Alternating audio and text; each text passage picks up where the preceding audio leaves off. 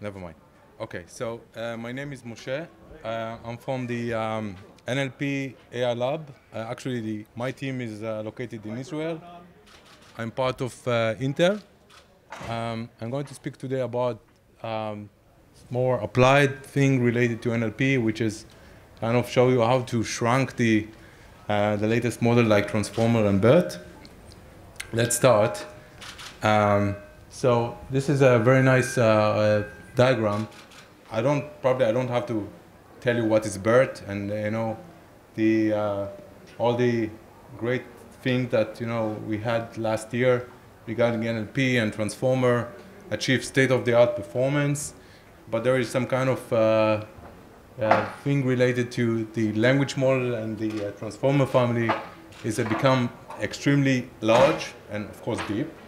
And this is kind of a diagram that shows you the model size versus time, starting from last year, 2018, from Elmore, GPT-1, the famous BERT, the large BERT, which is actually 300 million parameters. You see this point. And Ascent, actually just recently with Megatron, which is 8 billion parameters.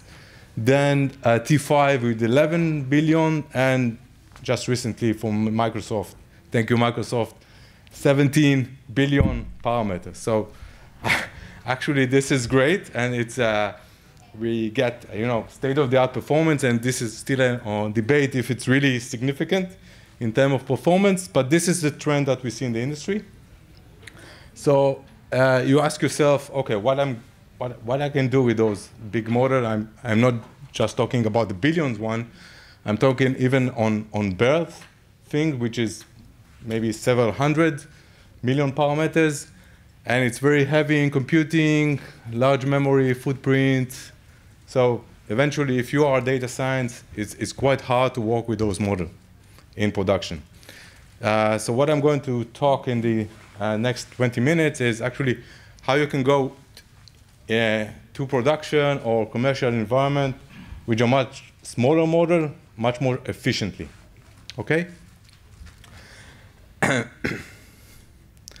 So yeah, as I mentioned, last year was kind of the year of accuracy, the company tried to outperform performance, but we see a trend in the research community with all the things related to green AI, more environment friendly, to have more efficient model, to have a much smaller model with the same performance. Of course, we don't want to degrade the performance of the models.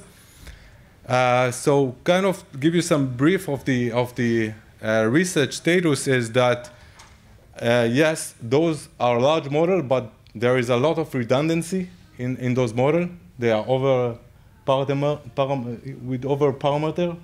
And the good news is that you can actually compress those models and get the same performance.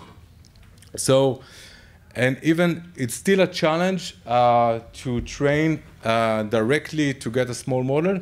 It seems like it's much more easier to train a large model and then compress it. So I'm going to give you some overview of the compression methods. There is kind of, you can say, four common methods. The first one is pruning. So you have a large model, then you can decide that you are actually delete some of the weights, those are below some specific threshold, and you stay with a much sparse model. And actually, for computer vision, you can go through 90% or even 95% of the size of the models and still get good performance related to accuracy. Second one is quantization. All those weights are in 32-bit. So if you have a method that reduce the size of the weights from 32 to 8-bit, for example, you get 75% reduction in model size. And actually, this is what we demonstrated in last NeurIPS, that you can take a model, quantize it to 8-bit, and then get something like, we call it qubit, and you actually have a 75% reduction. And also, if you have a hardware, for example, that they run efficiently, 8-bit computation, it's very efficient.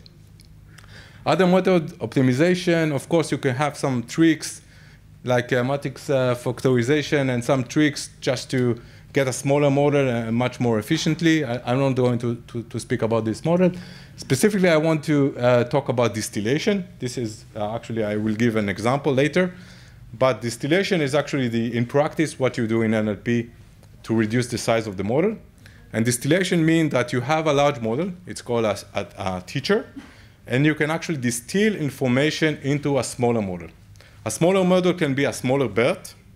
For example, instead of 12 layers, 6 layers, or instead of 12 multi-head, just 6 multi-head, or even reduce some of the embedding. But you also can get BERT into a much smaller model, like BiLSTM or CNN, or even something that is something like a logistic regression. So I will give more example later, and actually it was quite surprising that it does work. So if you are thinking about production with BERT, this can be a good direction that you can take. So let's see some of the latest models regarding the size of the models. Those 8 models are basically all of them is some based on distillation and also some optimization.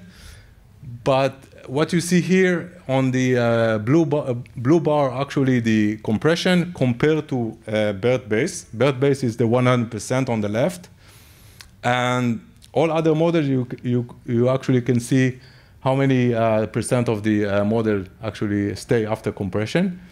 You're probably all familiar with DistillBERT, which is quite famous because it's part of Hugging Face API. But there is actually just recently came out more models that also compress BERT. On the red bar, we see performance on Glue, and Glue is a benchmark, a very famous benchmark, 9 tasks for NLP. Quite common to do the comparison between accuracy of models. And you can see, for example, for DistillBERT, you can lose something like 3% compared to BERT base in performance, but models like the latest Mini LM and PKD BERT are actually better than DistillBERT, and you can go very close to the performance of BERT base. If you want to even to do more, you can go down to 25% compression with mobile BERT, and of course AlbertBERT is a 18% compression rate, and TinyBERT is even less than that, 15% compression rate. And again, there is some reduction in performance, but if you are, it can be also for specific tasks. You can also do some fine-tuning and improve the performance. So those are examples for BERT to BERT. And the question is, what is, for example, the speed up improvement when you look on those models? If you want to run it on CPU or GPU, you can see, again, those models, and you can see the speed up. So it's kind of a linear. So if you have 60% reduction, 60% compression, it's something like 2x. And if 25% is 4x, and also you can go down to TinyBERT, which is actually almost close to 10x compared to BERT base. And also, of course, the model is quite small. It's Albert? Yeah, Albert is something different because Albert has 25 layers, so it's the same speed up.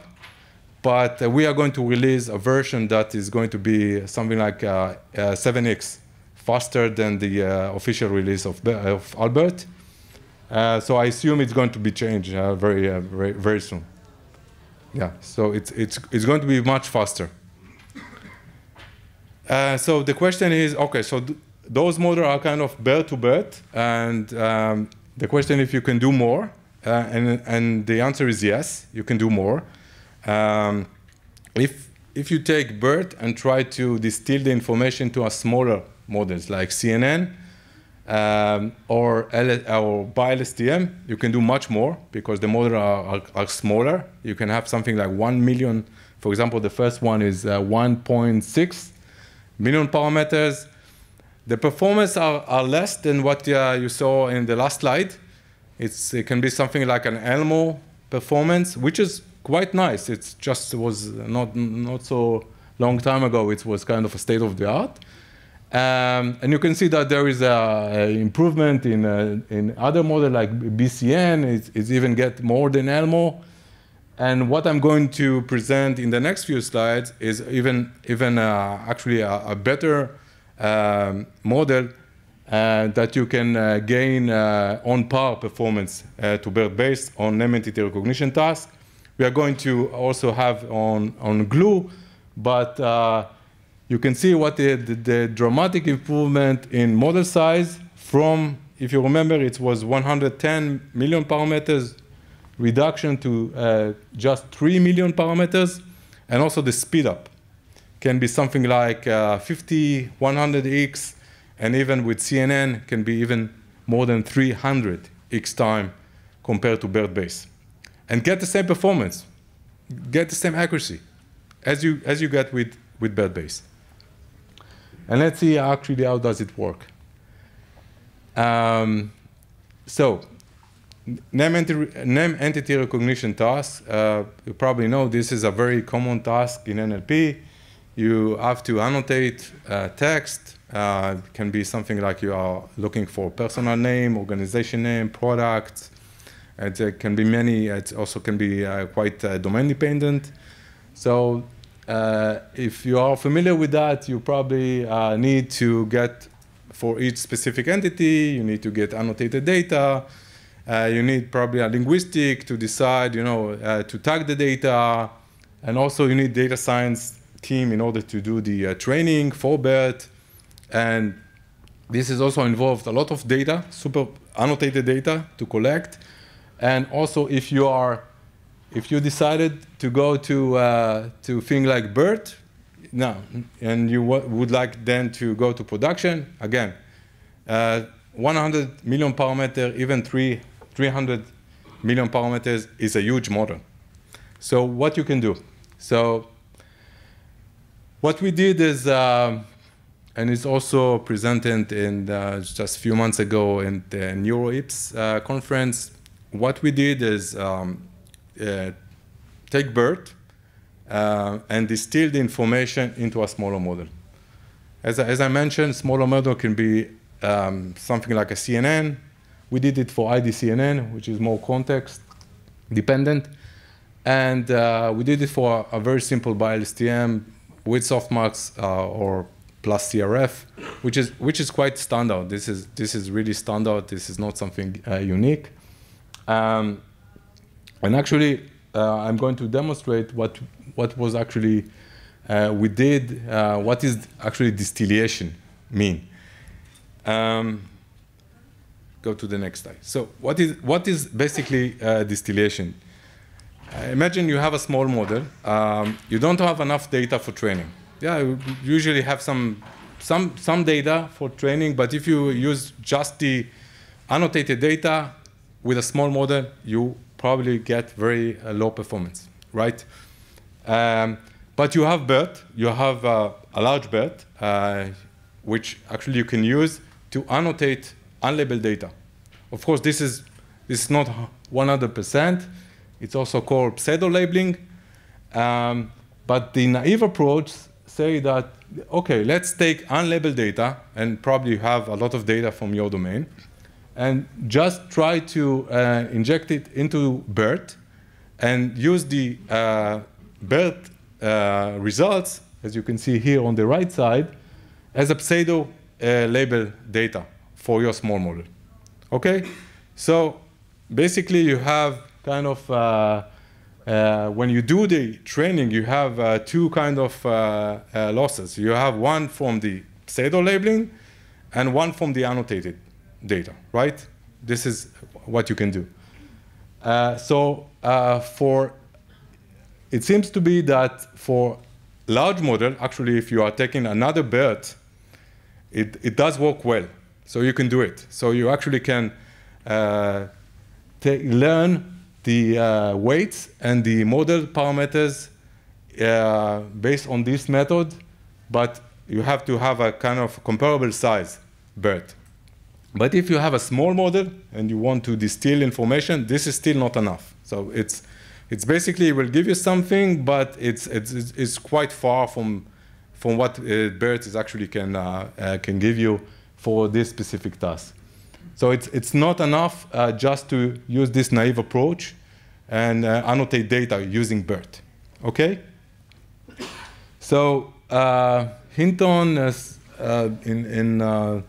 in 2016 came out with the method called distillation, which is actually trying, again, still using unlabeled data, but in this case, they are not using the data itself, the output of BERT itself, the annotated or the pseudo labeling. They are using much more inherent structure of BERT. They are using the try to learn the output distribution of BERT, which is actually, if you are familiar, the logit of the output of BERT. And there is actually new methods that's also trying to learn the layers and the hidden. But again, learning the probability means that you now try to mimic the probability distribution of BERT, and you have some kind of a function, the KL distance, that basically try to compare the output of the small model to the output of BERT and try to minimize the distance. Of course, by doing that, you actually try to mimic the distribution output of BERT.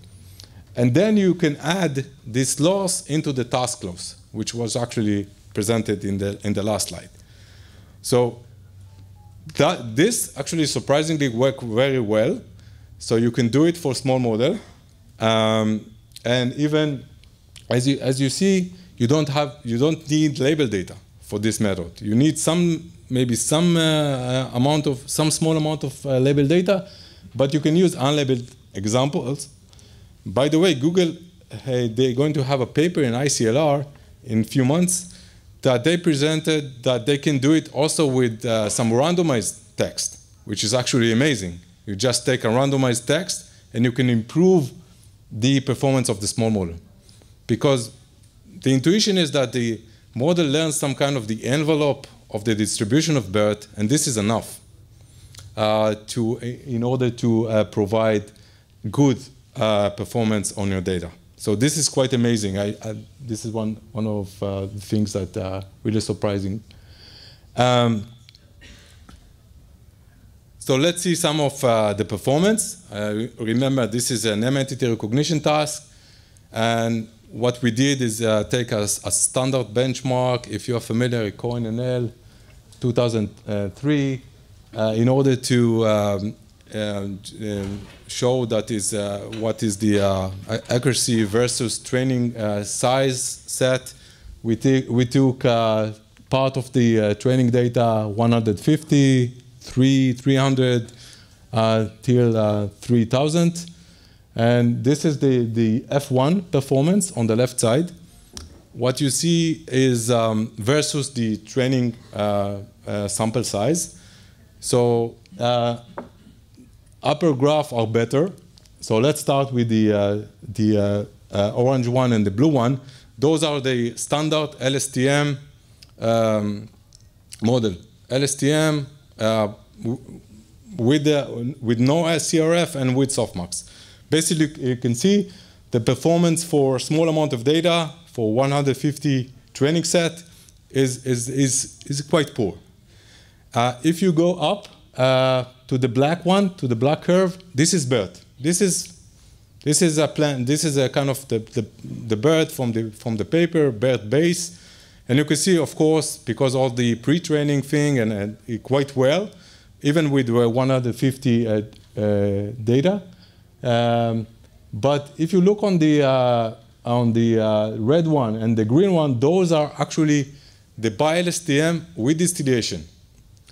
And you can see even it's better than BERT. for a low amount of data, and eventually it's converged to the same performance as BERT.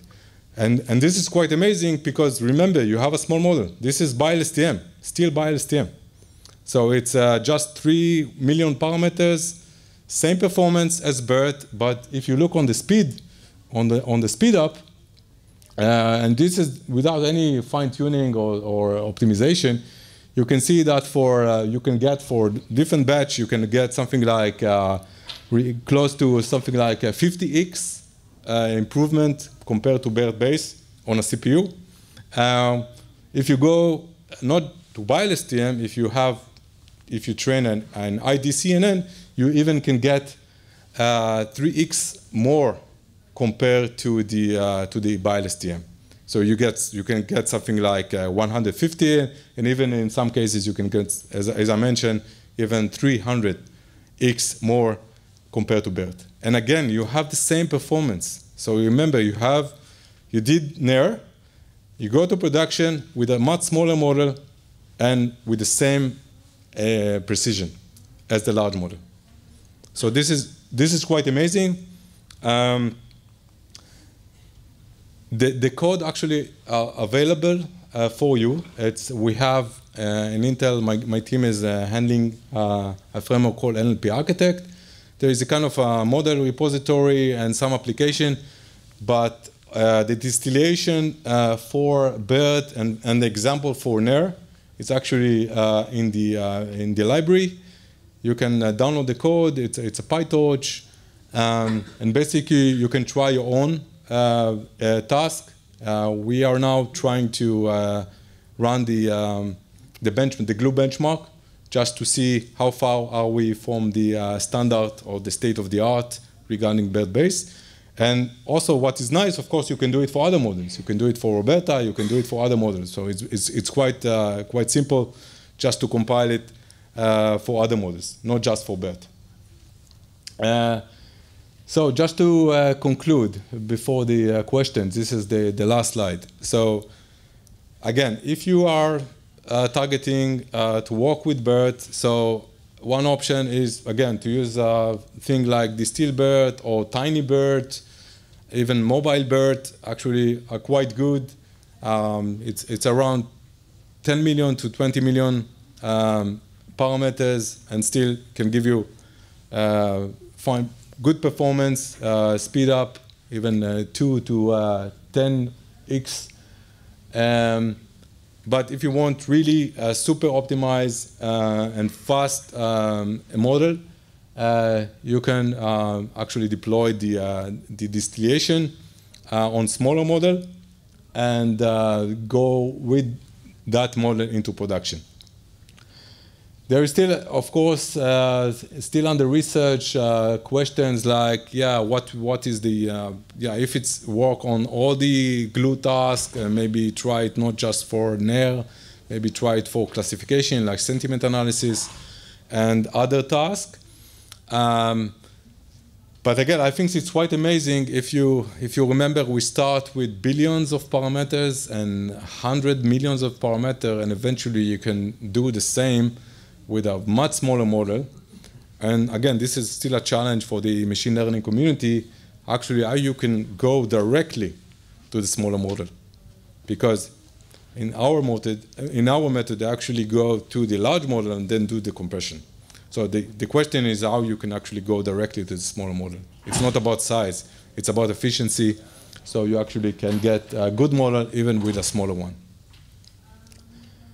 So yeah, and this is actually the link to the NLP Architect. If you want to get more information about those models and other state-of-the-art models.